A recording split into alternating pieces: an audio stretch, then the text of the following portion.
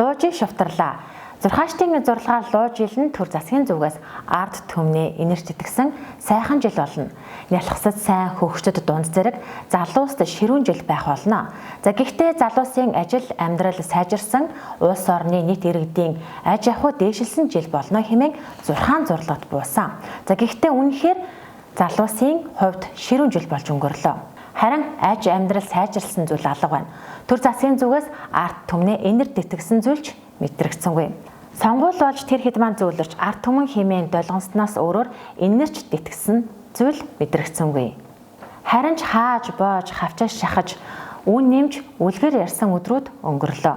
За гэхдээ сайныг харж эргээр бодож сайхан жил болсон гэж бэлэгдээ.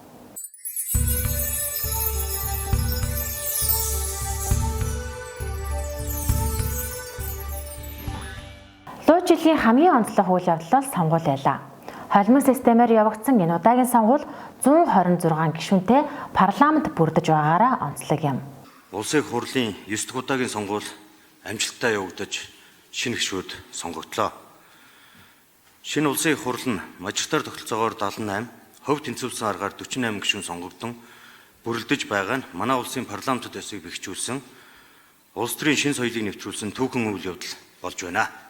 Түүнчлэн жижиг бус бүсчилсэн нь бүсийн хөгжлийг хурдсах нэг алхам хэмээн үзэж байгаа юм. Монгол ардын нам ардын хүүхдүүд буюу мэргэжлийн экспертүүдийг жагсаалтанда багтаасан бол ардчилсан нам улс төрчдөө ихэнд бичиж зэт үеийнхний төлөөллөнийг жагсаалтанд багтааснараа онцлог болсон юм. Ман аан хүн үндэсний эвсэл ногоон намын төлөөллөөс энэ парламент бүрдэж 2 өнгийг солонгоруулж чадсан юм. Өнөөдөр улсын хуралд улс төрийн 5 нам эвсэл, суудлавч, мэргэжлийн хуульч, эдийн засагч, инженер, багш, эрдэмтэд зэрэг нийгмийн олон бүлгийн төлөөллөөс бүрдэж чадлаа. Ингэж солонгорсон шигээ энэ парламент элдв бусын дутуугийн комплекстэй нөхдүүд дуу шуутаанч байна, эрдэмтэн судлаачч бий, ирээ зэрэггүй, шуналтай, ёс зүггүнч байна. Хариуцлагатай, мэдлэг боловсралтай, ажил хичээнгүйгээд олон хүмүүс энэ парламентыг бүрдүүлжээ. Алаг гэрэн хүнээр бүрдсэн энэ парламентыг эмгэлэн зэгцлэх, нэр хүндийг хамгаалж өргөх, өөрчлөн шинжлэх гээд хариуцлагатай бөгөөд хүнд үргийг спикер өөрнө. Амар ёслонгаар ахлуулж байгаа их хурлын ангийнхан парламент 02 3 төгөлдршилт стратеги төлөвлөгөө баримтлан ажиллах юм. Улсын их хурлын даргын хувьар парламент бүрийн эрхийнхээ хугацаанд хүн төвтэй хууль буюу хууль хүний эрхийг дээдлсэн хүн төвтэй үзэл санаа бүхий байх. Цаг үеийн шаардлагад нийцсэн хууль буюу нийгмийн хурдтай хөгжлийн шаардлагад нийцүүлэн эрх зүйн зохицуултыг цаг алдалгүй гаргадаг байх.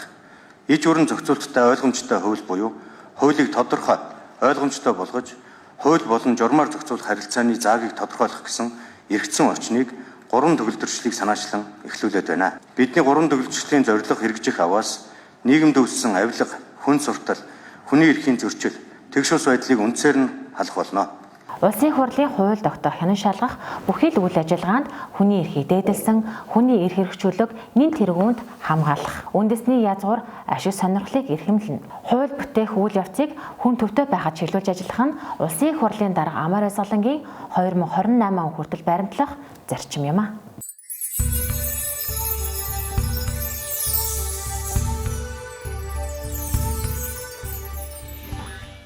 Ингээд сонгуулийн үр дүн Монгол ардын намд таатай болсноор Улаантал засгийн газрыг байгуулахар болсон.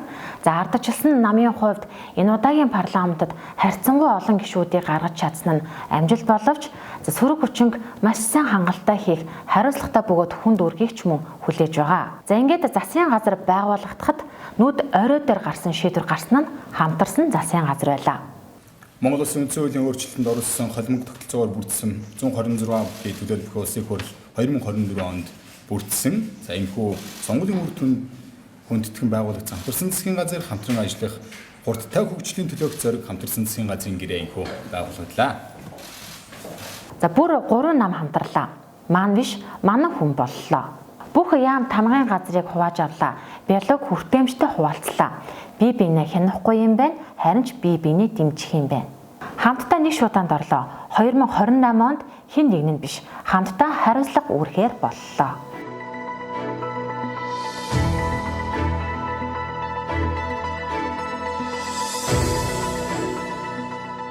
Дээрээ нэг зүйл дээр тохиролцлоо, гарч барьлаа. юу ч хийж байсан хүлцэнгүй хүлээж авдаг ард түмэн бид хамтарсан засгийн газар нийлээд улс орноо жаахан хөгжүүлээсэ гэсэн хүлээлттэй үлдэж байна.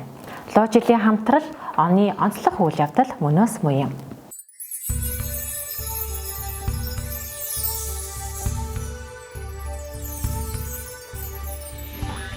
За дахиад л сонгуул ярих гэж байна. За 4 жил тутам сонгуул болдог, хулган луу бичилтний болдог сонгуулаа. За луу жилтний намрын орон нутгийн сонгуулаар хотын дарга Нямбатар багаараа шахуу ялалт байгуулсан. Ингэснээр үргэлжлүүлээд хотын дарга хийж байгаа. Гэхдээ маш хахирхатуу ширүүн дарга байх нэ. Агаарын бохирдлын хүлцэх хэмжээнээс илүү хэмжээтэй агаарын бохирдол үүсгэж байгаа тээврийн эрсдлүүдийг хөдөлгөөнд оролцуулахгүй байх. За бусад агаарын бохирдлыг үүсгэж байгаа их усрууд болох 170 уурын зугуудыг жил бүр 30%-ийг нь хийн дулааны станц руу шилжүүлэх юм технологийн дэвшил рүү явах юм төлөвөөг бас танилцуулж байгаа. За монголчуудад диктатур хэрэгтэй гэдэг шиг хатуу шийдвэрийг гаргаж байна. За энэ нь нэг талаас хатуу боловч нөгөө талаас аж ахуй эрхэлдэг хотод ийм хүн тун хэрэгтэй. Ядчил хийж байгаа ажил нь нүдэнд ил харагдана.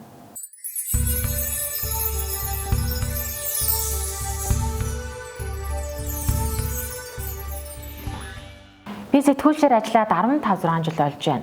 За 10 жилийн төсөвтэй танилцаж уншиж сурвалжилсан гэж үзвэл эндээс дүгнэхэд за манай тойрогт, манай суманд, манай дүүрэгт, манай аймагт ийм барилга байшин хэрэгтэй байна хэмээн жижиг асуудлууд буюу орон нутаг өөрсдөө шийдэд байх асуудлыг төсвөр хэлэлцдэг байлаа. Нэг ёсондоо гишүүд оноо авах зорилгоор төсвийг баталдаг байсан гэж хэлж болох юм. Энэ удаад хамтарсан засгийн газар том эхлэлийг тавьж мега төслүүдийг хэрэгжүүлэхийг урьдчил болгосон явдал юм. Төсөвтөр нэлээд шүүмжлэл өрнсөн улс төржилт нэлээд явагдсан. Тэгэхээр энэ төсвийг ядаж 2023 оны хүлээгдэж байгаа гүйцэтгэлтэйгээ буюу 30.5 гэж тооцож байгаа юм билээ. Тэгэхээр өөрөөр хэлбэл 5.3 их найдаар төсвийг бууруулах ийм санал оруулж ирэхгүй бол энэ төслийг бол дэмжих боломжгүй гэж бодож. Яг баталгийн даван дээр нь гарч ирээд төсвийн зардал төсвийг буцааж татдаг. Ингэж улс төр хийдэг, араас нь захиа шийддэг.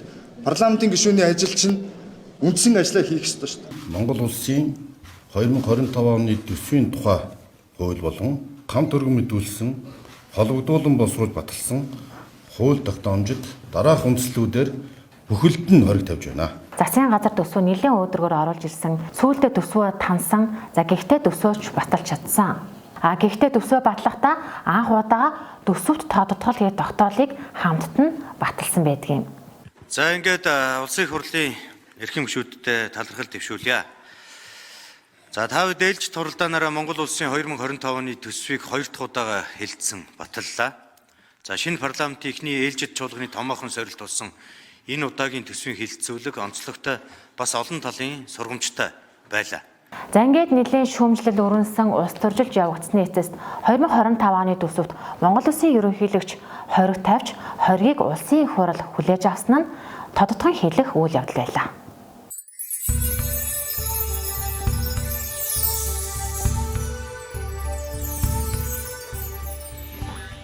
Энэ жил нэрээ түүхэн ой дохоосон нь бүгд найрамдах улсыг тунхаглаж анхтаар үндсэн хуулийг баталсны 100 жилийн ой дохиолоо.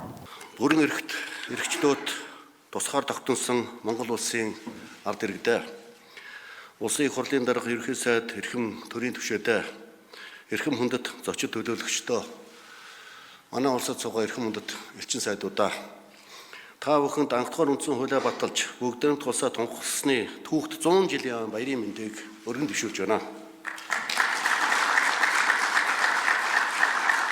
100 жилийн өмнө Монголын аймаг, хошууд, ардын цэргийн армиудаас сонгогдсон 77 төлөөлөгч улсын анхдугаар их хурлаар чуулж үндсэн хуулиа 2024 оны 11-р сарын 26-ны өдөр батлаж бүгд найрамдах Монгол улсаа тунхагласан билээ.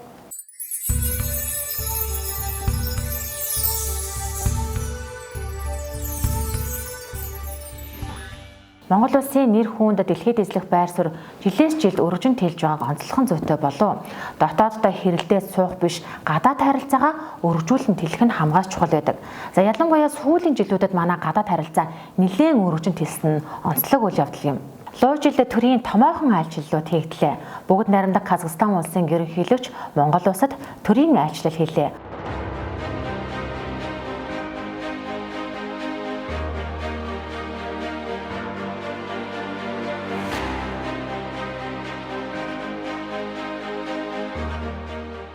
Оросын холбооны улсын ерөнхийлөгч Владимир Путин Монгол улсад төрийн айлчлал хийсэн нь дэлхийн анхаарлын төвд орсон үйл явдал байлаа.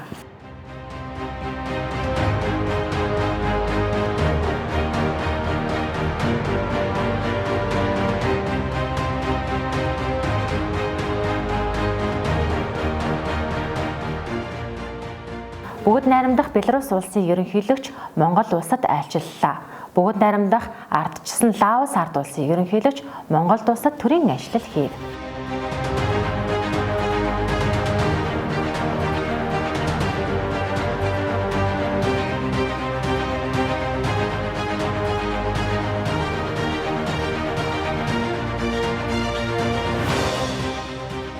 Түүнчлэн Швейцарын холбооны улсын ерөнхийлөгч Виола Амхерт Монгол улсад төрийн айлчлал хийсэн юм а.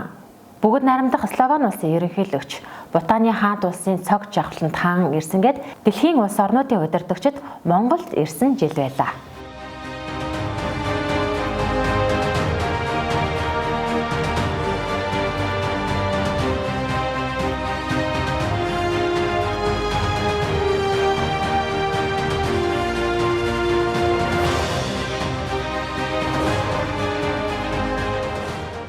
Түүнчлэн Монгол улсын ерөнхийлөгч бүгд найрамдах Узбекистан, Туркменстан, Турк улсад айлчлахын зэрэгцээ Нэгдсэн үндэсний байгууллагын ерөнхий ассамблеийн 79 төр чуулганд оролцсон юм а. Уур амьсгалын өөрчлөлтийн асуудлаарх дэлхийн удирдагчдын дээд түвшний уулзалтанд үг хэлсэнгээд гадаад харилцаанд дах онцлог үйл явдлыг дурдж болох юм.